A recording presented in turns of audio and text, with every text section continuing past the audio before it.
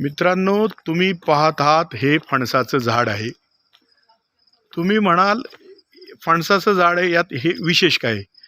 तर हे यात विशेष असं आहे की हे झाड माझ्या आईने 3 वर्षापूर्वी लावलं होतं.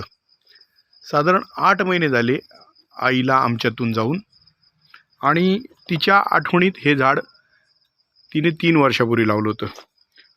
आणि आज या झाडाचं एक विशेष मी तुम्हाला सांगतो आहे की या झाडाला नुकतंच फणसाचं फळ लागलेलं आहे. हे तुम्ही पाहत आहात,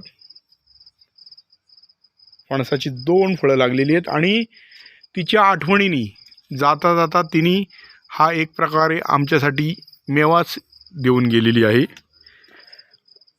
आपल्या घरातील वयोवृद्ध लोकांनी आपल्यासाठी ठेवलेला हा ठेवा म्हणावा लागेल, आणि याची किंमत ही होऊच शकत नाही असं मला वाटतं.